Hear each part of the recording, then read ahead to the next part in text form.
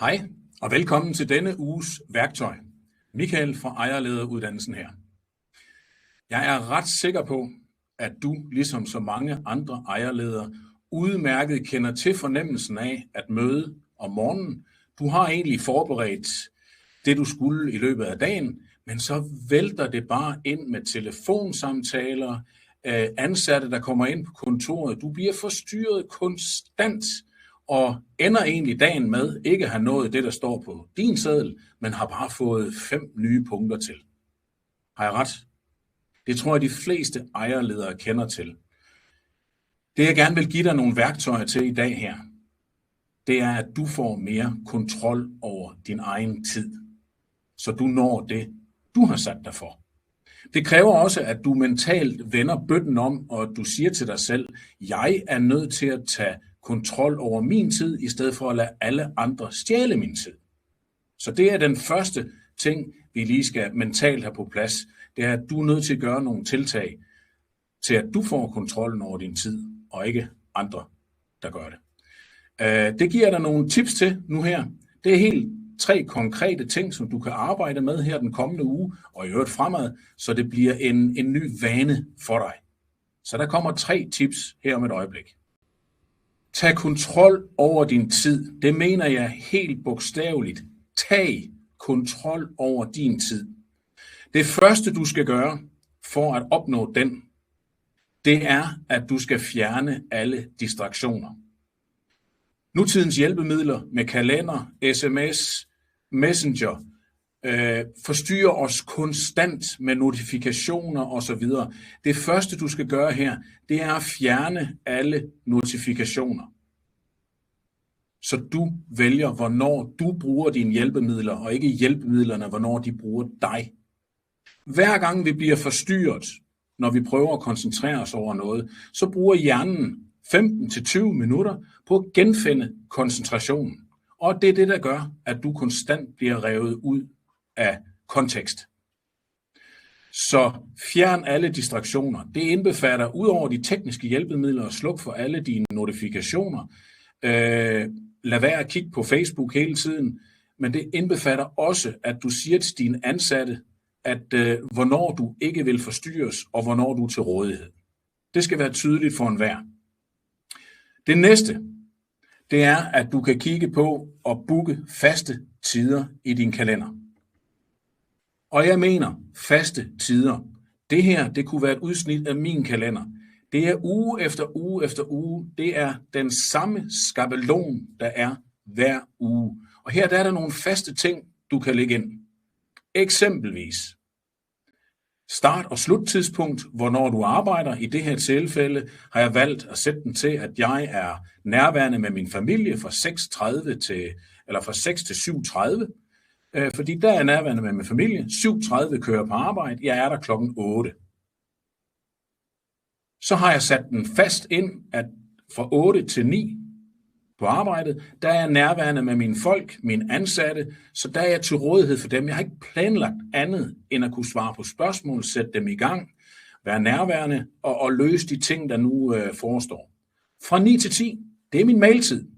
Det er kun her på dagen, jeg tjekker min mail. Det er her, jeg svarer på det, jeg skal. Hvis der er mails, der kan svares på 2 minutter, svarer jeg på dem med det samme. Det kan være, at der er mails, der tager lidt længere tid at sætte sig ind i. Det planlægger jeg så tid til. Det lægger jeg så ind som en separat blok og svarer på længerevarende sager, jeg skal forholde mig til senere. Men det er her, jeg har sat en time af til at svare på mails. Så er der sat frokost af, og som I kan se, så har jeg lagt 1 dag om ugen, som er det, jeg kalder fokustid. Det er i det her tilfælde om onsdagen. Det kan du jo lægge, hvornår du vil. Det passer bare bedst for mig om onsdagen. Det er fokustid. Her vil jeg absolut ikke forstyrres. Det foregår for mit vedkommende hjemme. Det kan være på dit kontor. Men det er sådan set lige meget. Men det er fokustid, hvor telefonen er slukket. Jeg er nærværende i det, jeg skal lave. Det her, du kan lave dine tilbud. Det her, du kan fordybe dig i noget, du skal have lavet, som kræver din fulde opmærksomhed. Det har jeg sat hele onsdagen af til. Her kan jeg simpelthen ikke forstyrres. Så har jeg også lagt tid ind til, hvornår jeg skal være slut. Det er kl. 16. Der skal jeg simpelthen hente mine børn, som I kan se nederst med den orange. En anden væsentlig ting her også, det er, at du sætter tid af til at planlægge næste dag. Det er det, jeg gør hver eneste dag, den sidste halve time af min arbejdstid, der planlægger jeg i detaljer den næste dag. Og læg mærke til om torsdagen, der har jeg en blok på 1,5 time, hvor jeg planlægger næste uge så detaljeret som jeg kan. Og det her jeg også forbereder, hvis jeg om fredagen skal give nogle instruktioner til medarbejdere, som har brug for at få en særlig instruktion, så de mentalt kan være klar til ugen efter. De her tider, jeg har sat ind i min kalender, det er det, jeg kalder non-negotiables. Det vil sige, det er tider, der ligger fast for mig. Kan der flyttes en enkelt, fordi der kommer et vigtigt kundemøde, som lige nøjagtigt skal ligge der? Ja, så flytter jeg bare den ene faste blok, eksempelvis at svare mails, til et senere tidspunkt på dagen. Det væsentlige, det er bare, at de her blokke ligger fast, så du kan gøre det, du skal nå, og dermed ikke begynder at bruge din fritid på at kunne svare mails, lave tilbud om aftenen, osv. osv. Når jeg om torsdagen eller sen eftermiddag planlægger den næste dags aktion eller den næste uges plan, det er lige nøjagtigt det, der gør, at det bliver intentionelt, hvad der sker på dagen, og andre ikke får lov at stjæle din tid. Når du nu skal planlægge en dag i detaljer, så er det, jeg går ind og bruger den faste skabelon, den ligger jo i dagen efter, og så lægger jeg detaljer ind, hvad jeg skal bruge næste dag på. Når den ligger fast, så har du en langt større sandsynlighed for at holde fast i det, du har besluttet, end at alle andre bare vælter ind over din kalender. Som afslutning her, fordi der er selvfølgelig nogle forhindringer, der gør det her. Det her det er jo en vane, at du har ladet andre styre din kalender, og nu skal du til at tage kontrollen over den. Der er nogle forhindringer, nogle faldgrupper, jeg godt lige vil give dig et par tips til. Det er vaner, vi arbejder med her, eller jeg kunne også sige uvaner, vi arbejder med hos dig og hos alle andre. Det kræver noget selvdisciplin, det her. Det kræver, at du slukker for din mobiltelefon, når du har mailtid, sætter den på lydløs, når du har fokustid derhjemme, at du virkelig slukker for den, og du lever efter det. Den anden faldgruppe, det er, at andre har åbenbart behov for at forstyrre dig, når de har brug for at få et svar fra dig. Der er du simpelthen nødt til at sætte nogle grænser og melde tydeligt ud til din organisation, så de kender din faste kalender, at de ved fra 10 til 11, skal de ikke forstyrre dig, fordi der svarer du på mails.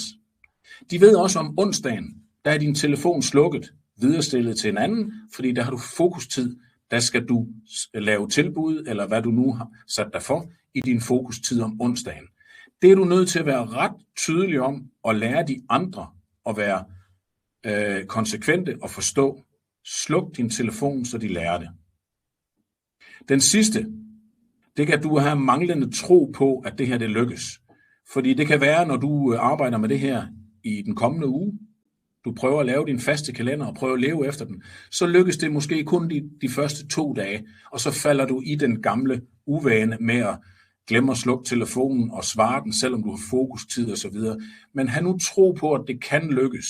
Og fejre egentlig den succes, det har været, det trods alt er lykkes der 2 dage. Det tager altså tid at ændre sådan en vane her. Men jeg lover dig, hvis du først får rutinen ind og får fornemmelsen af, hvad det giver dig, at du har kontrol over din kalender, og ikke alle andre styrer din kalender, så bliver det vanedannende for dig. Rigtig god arbejdslyst.